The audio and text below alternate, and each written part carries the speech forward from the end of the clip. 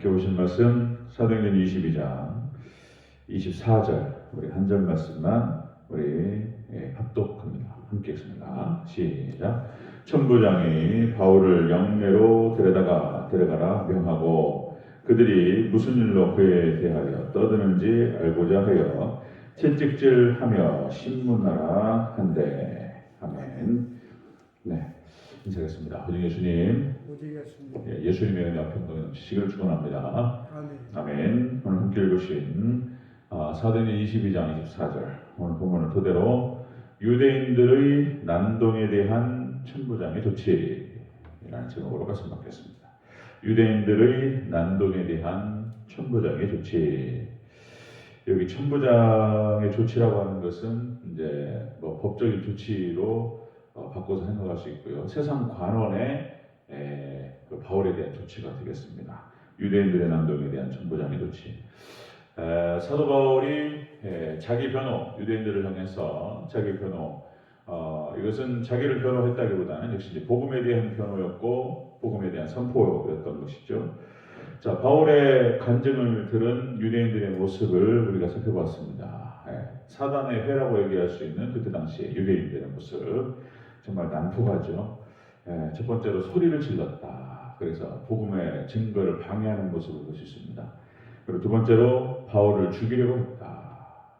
교회를 죽이려 하고 바울을 죽이려 하고 주의 종을 죽이려 하고 그 다음에 세 번째 저주하는 모습, 티끌을 날리면서 그 모습이 참 사단에게 사로잡혀서 지금 이제 물불을 가리지 못하는, 분별하지 못하는 그런 모습을 볼 수가 있습니다.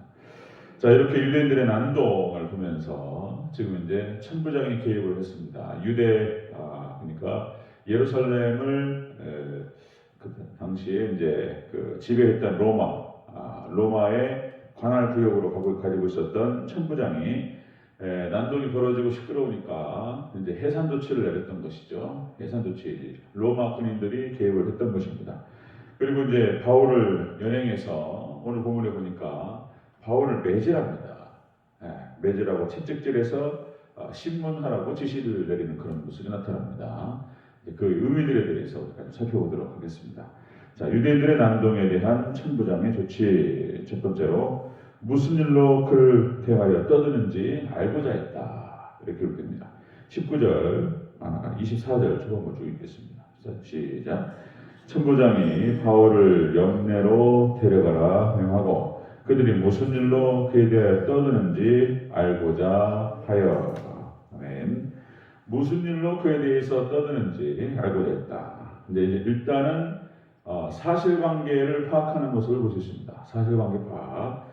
유대인들의 난동에 대한 천부장은 지금 사실관계, 지금 상황이 어떠한 것인지 왜 이런 일이 벌어졌는지 그 사실관계를 파악하고 있는 그런 과정 가운데 있었다. 여기서 알고자 했다라고 하는 것은 지각하다, 인지하다 그런 뜻입니다. 상황에 대해서 파악하는 것이죠. 예수님께서도 마찬가지였습니다. 이게 패턴이 이렇게 따라가는 거 보면은 예수님께서 당하셨던 그 고난의 모습을 제자들이 그렇게 따라갑니다. 그리고 이제 사도 바울도 똑같은 패턴으로 따라갔던 모습을 볼 수 있습니다. 자, 우리는 여기서 또 무엇을 볼 수 있냐면은 역시 앞으로 교회가 그리고 주의 종들이 그런 패턴으로 고난을 받을 수 있다라고 하는 것을 보여주고 있다는 것입니다.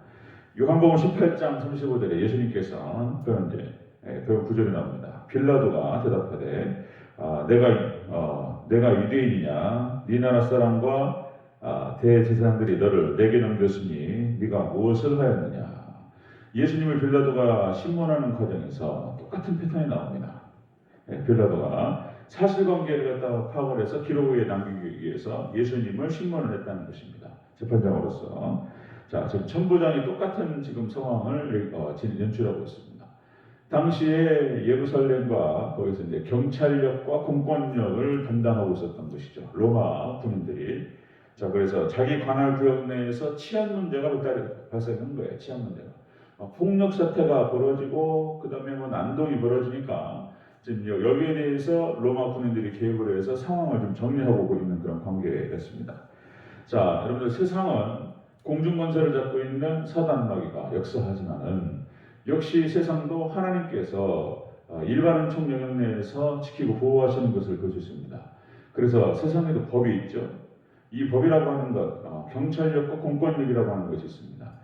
지금 미얀마 사태를 보면은 그들이 총뿌리를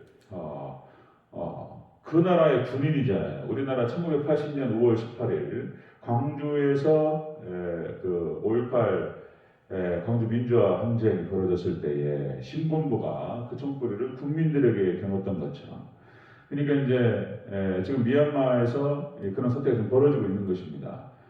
미얀마 군인들이 국민들을 지키기 위해서 배급했던 그 총을, 그 총뿌리를 갖다가 외세를 향해서 이렇게 국민들을 지키기 위해서, 국가를 지키기 위해서 이렇게 총뿌리를 갖다가 밖으로 빼는 것이 아니라 제 국민들을 향해 쏘고 있다는 거예요 지금. 그러니까 지금 전 세계 사람들이, 그러니까 이제 민주화를 위해서 여기에 대해서 좀 발언을 해주고 좀 도와줘야 되는 그런 상황이 벌어집니다. 어저께 노예를 갔더니 노예에서 이제 미얀마 선교사님 모셔가지고 보고를 하시더라고요. 지금 뭐 많은 사람들이 죽어나가고 있다. 그리고 미얀마에 있는 그 한인들이 다 지금 다 우리나라 빼는 거예요. 지금 다칠 수 있으니까. 그리고 이제 선교사님들도 다 지금 철수한 상황이라고 말씀하시더라고요. 그래서 미얀마를 기도해달라 그런 말씀을 들었습니다. 그래서 미얀마 사태가 아주 안 좋게 흘러가는 것을 볼 수가 있습니다. 이렇게 공권력이라고 하는 것들이, 경찰력, 국민들을 갖다가 보호해야 되는데 잘못하면은 이것이 왜곡될 수는 있어요. 그러나 어쨌든 하나님께서는 지금 이런 어떤 법이라든지 경찰력과 공권력을 통해서 지금 그래도 우리나라가 치안이 잘 돼 있단 말이죠. 치안이 잘 돼 있습니다. 그래서 우리나라 뭐 강도 지금 거의 많이 사라졌죠. 건달들 여전히 우리나라 이제 다 뿌리 뽑히진 않았어요. 건달들 용융업체도 왔다 갔다 한단 말이에요.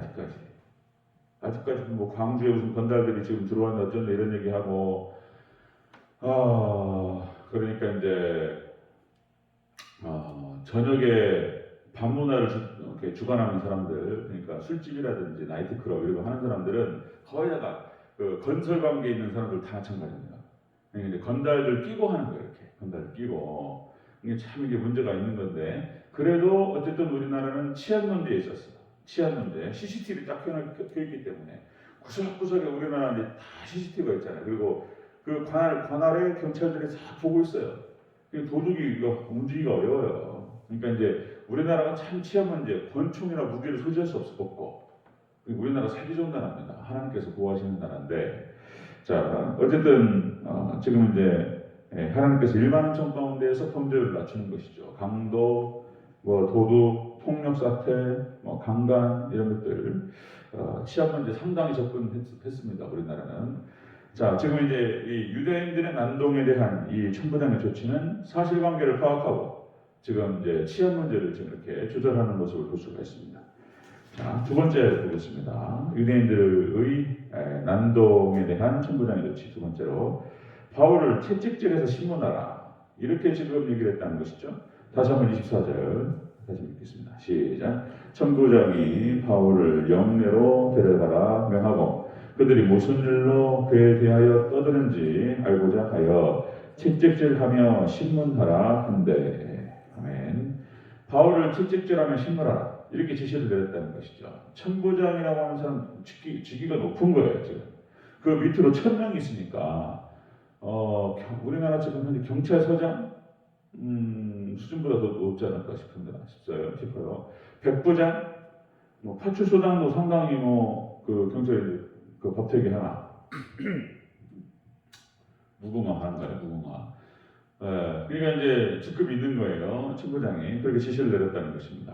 자, 그러니까 이 사건 진상에서 벗어난 과한 처분을 내린 거예요. 사도 바울이 맞을 일이 아니란 말이에요. 지금 사도 바울은 그냥 종교 문제잖아요. 근데 종교 간에 유대인들의 종교 간에 그런 문제였던 것입니다. 사도 바울이 누구를 어떤 광고질을 했거나 무슨 범죄를 저지른 게 아니란 말이죠. 자, 사건 진상을 파악하는데 채찍질을 지금 명령했습니다. 여기 채찍질이라고 말하는 이 원어를 보니까 마스틱스 이 표현이 전염병, 역병 그런 뜻입니다. 전염병, 역병, 그 다음에 매질, 채찍질 이런 뜻을 갖고 있는데, 그러니까 이제 전염병이라든지 지금 코로나 걸리면은 낫기도 하지만 이제 죽기도 한단 말이에요 지금. 그러니까 이제 어떤 이 전염병이라든가 역병은 생명을 해하는 그런 질병이 됩니다. 그러니까 생명을 해할 수 있는 채찍질을 말했다는 거예요. 사도 바울을 때리라고 했던 그 채찍질이 간단한 매가 아니었던 것입니다. 자, 예수님께서도 채찍질 당하십니다. 그렇죠? 예수님께서도 십자가에 못 박히시기 전에 40에 하나 감염했죠. 그러니까 채찍질 맞아가지고 온몸이 그냥 상하시고, 그 피부가 찢기시고 이렇게 하셨는데, 요한복음 19장에 있죠. 이에 빌라도가 예수님을 데려다가 채찍질 하더라. 그럼 사도 바울이 지금 똑같이 채찍질을 이만큼 다 맞았는지 이제 뒤에 나와요. 이제 사도 바울이 여기에 대해서 정확한 권리 주장을 하는 모습이 나타납니다. 자, 예수님의 십자가 고난, 빌라도가 예수님을 신문하는 과정에서, 그리고 그것이 끝났을 때에 이제 채찍질로 예수님에 대해서 그렇게 이제 그 채찍을 가했던 것처럼 사도 바울이 당합니다. 자, 여러분들 다시 말씀드리면 세상은 여러분들 공중권세가 잡고 있습니다. 공중권세 사탄마귀가 잡고 있어요. 그래서 사상이라고 하는 것은 그런 겁니다. 하나님을 떠나 있고 하나님을 모르고 하나님을 대적하는 집단들이죠. 세상이. 그래서 우리가 기독교 역사를 보거나 그러면 대체적으로 세상 권력이 교회를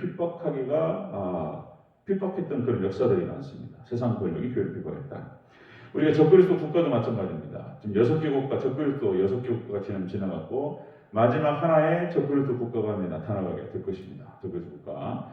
자, 오늘 애굽의 바로 적그리스도 국가였습니다. 이스라엘 백성들, 하나님 백성들을 괴롭혔던, 자, 애굽의 바로, 그다음에 아수르의 사네립, 바벨론의 느부갓네살, 메데바사, 헬라, 로마 6개 국가예요. 이것이 이제 이 6개 국가가 요한계시록에 기록되고 있고요. 그 다음에 다니엘서에 기록되고 있습니다. 그리고 마지막에 적그리스도가 다시 하나 나타나요. 마지막 대화단을 위해서. 자, 거기가 어디냐? 이제 똑같이 그 지역을 보는 것입니다. 많은 종말론 학자들은 그 마지막 적그리스도 국가를 유럽 연합으로 보는 거예요. 거기서 이제 적그리스도가 나오는 것이고, 이 적그리스도 6개 국가는 그 시대별로 나타났다 사라졌습니다. 근데 뿌리는 똑같아요. 뿌리는 많이 나타났다 사라지고 나타났다 사라지는데 그 뿌리는 사단 마귀인 거예요. 사단 마귀에 의해서 여전히 교회를 대적하고 여전히 교회를 공격했던 것입니다. 자, 우리는 세상 속의 그리스도인으로서 어떻게 살아가야 할 것인가? 세상 속의 그리스도인. 자, 여러분들, 우리는 하나님께서 구별시키셨습니다. 세상에 완전히 섞이지 못하도록 거룩하게 만드셨다. 그래서 우리 하나님 백성들 교회는 물과 기름처럼 세상에 섞이지 않습니다. 세상에서 섞여서 살아가긴 하지만은 구별되어 있는 그런 존재다라고 하는 것입니다. 그래서 하나님께서 이렇게 말씀하세요. 예수님께서 너희는 빛과 소금이라. 세상에 어둠을 비추는 그런 빛된 존재들이고 하나님 백성들이 교회가, 그리고 세상의 소금이다. 그러니까 부패를 방지하는 거예요. 소금. 자, 썩는 것을 방지하고 그리고 맛을 내는 것이죠. 소금이 그런 역할을 감당하는 것입니다. 예수님께서 제자들을 세상에 보내시면서 그런 말씀하셨습니다. 내가 너희를 보내는 것이 양을 이리 가운데 보내는 것 같도다. 그러시면서 예수님 하신 말씀, 너희는 그러므로 뱀같이 지혜롭고 비둘기같이 순결하라. 이렇게 말씀하셨어요. 여기서 뱀이라고 하는 것은 보통 뱀은 이제 성경상에서 사단을 상징적으로 보여주죠. 그런데 여기서 뱀은 또 예수님을 상징적으로 보여줍니다. 뱀은. 이게 양면성의 원리라고 해서 이제 중복성의 원리입니다. 여러분들, 광야에서 노뱀이 무엇을 상징하죠? 예수님을 상징해요. 불뱀이 물렸더니 다 죽어나간단 말이에요. 그랬더니 모세가 기도했더니 하나님께서 노수로 뱀을 만들어서 끌어올려라, 장대. 그 뱀을 보는 사람들은 다 나섰어요. 이 노뱀은 예수님을 상징하는 것이고요. 뱀같이 지혜로우라고 말씀하셨던 그 뱀은 예수님이에요. 예수님. 뱀같이 지혜로우라. 비둘기같이 순결하라. 이 비둘기는 성령님을 상징합니다. 그러니까 예수님처럼 지혜롭고 성령님처럼 순결하라. 예수님이 하신 말씀이에요. 여러분들, 뱀같이 지혜롭고 비둘기가 순결하시기를 축원합니다. 험악한 세상을 이기기 위해서는 우리가 갖춰야 되는 거예요.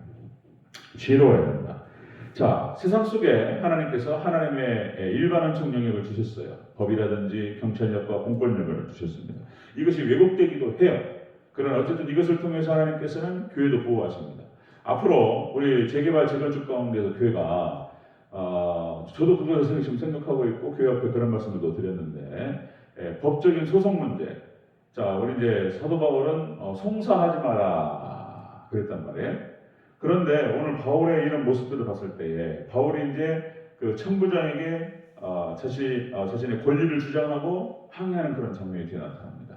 그러니까 이제 무슨 얘기냐면 잘못된 그러니까 사건 진상에서 벗어난 과한 처분을 교회가 불이익을 당한다거나 그랬을 때에 교회는 그냥 두드러 맞고 피해보고 손해보고 그러고 가만히 있어라 그런 뜻이 아니에요.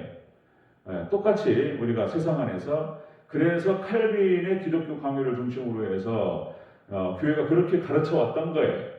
그래서 자기 주장을 얘기하고 권리를 주장, 법적인 보호를 받습니다. 그래서 그렇게 칼빈의 기독교 강요 초 16세기를 중심으로 해서 청교도를 중심으로 전 세계에 퍼져나가면서 이제 유럽과 미국의 그 자유민주주의 체제가 발전했던 거예요. 그리고 이런 성경 사상이 법에 녹아들어가 있습니다. 그 종교를 갖다가 이렇게 자유민주주의, 그러니까 이 자유민주주의를 결정했던 가장 중요한 이유가 뭐냐면은 종교의 자유였던 거예요. 국가가 종교를 갖다 속박하지 못하도록 만들어놨어요, 법적으로. 그 법이 지금 우리 한국의 법에 지금 헌법의 중요한 기준을 가지고 있습니다. 자, 그래서 재개발 재건축 가운데에서 우리가 이제 소송을 할 수도 있고요. 우리 교회 재산을 보호하기 위해서 그렇게 하는 것입니다. 자, 이제 거기에 대한 근거들이 바로 오늘 본문에 대한 근거가 되겠습니다.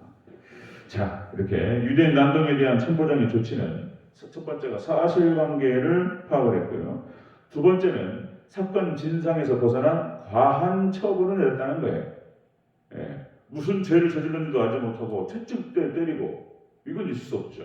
가둘 수 없는 거예요, 원래. 그러니까 죄형 법정주의라고 하죠. 죄라고 하는 것은 반드시 그 법에 나와 있어야 돼, 형벌을 하려면. 법에 기록이 되지 않으면 형벌을 할 수가 없어요. 이런 원칙들이 나타나는 것입니다. 우리 교회도 마찬가지로 교회 재산과 교회 권리를 보호하기 위해서 때로는 세상 법에 호소할 수도 있고 하는 문제다라고 하는 것을 우리가 생각할 수가 있습니다. 자, 위에서 기도해 주시고 우리 재개발 재건축을 위해 기도해 주시고 교회가 그렇게 이 지역에 반듯하게 세워져갈 수 있도록 도와주시옵소서. 기도 부탁드립니다. 교회가 그래서 세상 속에서 우리가 빛과 소금의 역할을 감당하면서 그렇게 우리 대전지역교회가 구원의 사역을 잘 감당하는 은혜가 있기를 주의 이름으로 축원합니다. 기도하겠습니다.